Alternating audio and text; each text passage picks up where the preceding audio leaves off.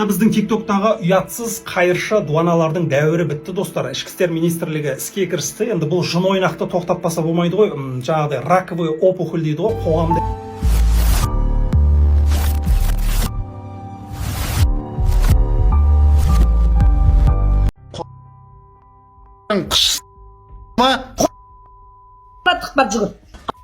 Ты Боб Билан.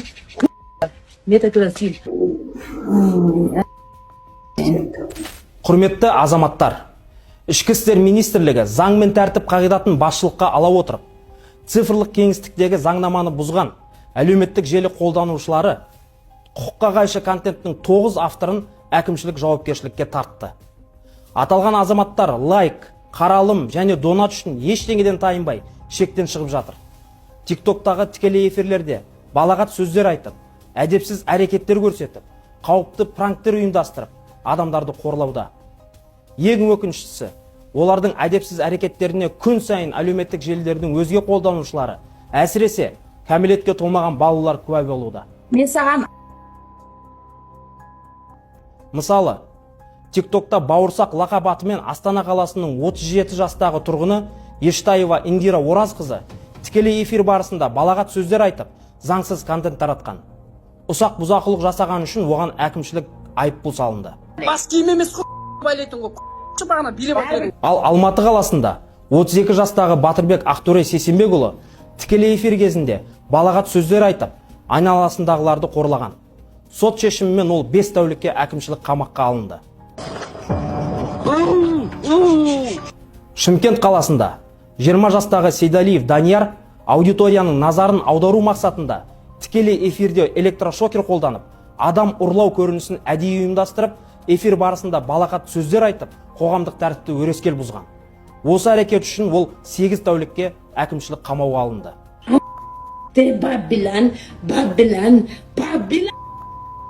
Жамбыл облысында алтын қыз лақабатымен 41 жастағы Қасымова Лайло Жұманышбек қызы бірнеше рет тікелей эфирге шығып, балағат сөздер айтып, құқыққа қайшы контент таратқан. Оған да әкімшілік айыппұл салынды. Сондай-ақ, дәл осы облыста 19 жастағы Байбек Жарқынай және Таңалбергенов Асылжанның тиктокта донат жинау және аудитория тарту мақсатында тікелей эфирде бір-біріне әдейі дене жарақатын салып, хайп үшін контент жасағаны анықталды. Екеуі де әкімшілік жауапкершілікке тартылды. Тағы да ескертеміз. Анонимді аккаунттың немесе телефон экранының ар жағында жасырынып қаламын деген ой болуы қате. Ішкі істер министрлігінде кез келген құқық бұзушының жеке басын анықтауға мүмкіндік беретін барлық қажетті құралдар бар. Осындай әрбір құқық бұзушылық анықталады. Әрбір құқық бұзушы заңға сәйкес жауапқа тартылады. Алдағы уақытта да құқық бұзушылардың есімдерін тек алдын алу және профилактикалық мақсатта жариялап көрсететін боламыз. Біз қоғамдық мінез-құлық мәдениетін бұзатын, жастарға теріс үлгі көрсететін, дөрекілік, зорлық-зомбылық, адамдарды қорлау, әдепсіз әрекеттер және қоғамдық тәртіпке қайшы басқа да іс-әрекеттер арқылы танымал болуға тырысатын тұлғалардан цифрлық кеңістікті жүйелі түрде тазартуды жалғастырамыз. Азаматтардың басым көпшілігі мұндай контентті құптамайды. Халық интернетте заң бұзатындарға қатысты шара қолдануды талап етіп, полицияға күн сайын тікелей жүгінуде. Әрбір мұндай өтініш міндетті түрде қаралады. Заң мен тәртіп жай ғана ұран емес. Бұл әрбір азамат үшін міндетті қағида. Ішкі істер министрлігі оның сақталуын шынайы өмірде де, цифрлық кеңістікте де мүлтіксіз қамтамасыз етуді жалғастырады.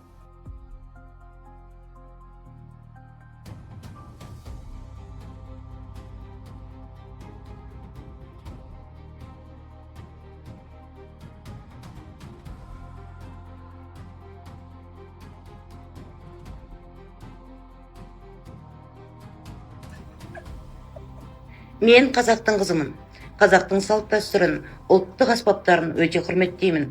Құрметті заң қызметкерлері. Желіде осындай қазақтың ұлттық аспаптарын мазақ қылып, домбырасы мен қобызын келемеждеген, арзан күлкіге айырбастаған әйелдерді заң аясында жауап бергенін талап етеміз. Әрбір қазақтың жүрегінде ұлтқа деген махаббаты бар. Әрбір қазақтың жүрегінде ұлттық аспапқа деген рухы бар. Осы рухымызды сөндіріп, осы рухымызды түсіріп алмас үшін керемеш дейтін, мазақ қылатын, желіге жай арзан күлкіге айыр бастайтын адамдар заң алдында жауап бергені абзал. Осы қазақ қыздарының және қазақ ер азаматтарының, қазақ халқының үні деп қабылдаңыздар. тиктоктағы тікелей эфирлерде балағат сөздер айтып, әдепсіз әрекеттер көрсетіп, қауіпті пранктер ұйымдастырып, адамдарды қорлауда. Ең өкініштісі, олардың әдепсіз әрекеттеріне күн сайын әлеуметтік желілердің өзге қолданушылары, әсіресе кәмелетке толмаған балалар куә болуда. Мен саған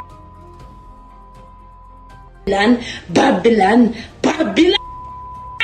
Жамбыл облысында алтын қыз лақабатымен 41 жастағы Қасымова Лайло Жұбанышбек қызы бірнеше рет тікелей эфирге шығып, балағат сөздер айтып, құқыққа қайшы контент таратқан.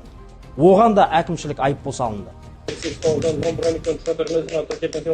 Сондай-ақ, дәл осы облыста 19 жастағы Байбек Жарқынай және Таңалбергенов Асылжанның тиктокта донат жинау және аудитория тарту мақсатында тікелей эфирде бір-біріне әдейі дене жарақатын салып, хайп үшін контент жасағаны анықталды.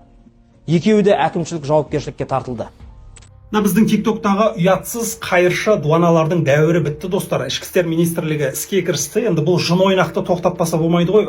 Жаңағыдай раковый опухоль дейді ғой, қоғамды ірітіп отырған, прямой эфир ашып, стрим арқылы ауыздарына еген оттап, арсыздықтың, ұятсыздықтың шегінен аттап, шектен шығып кетіп жатқан осы бір беспределшіктердің 9-ын қазір ұстады.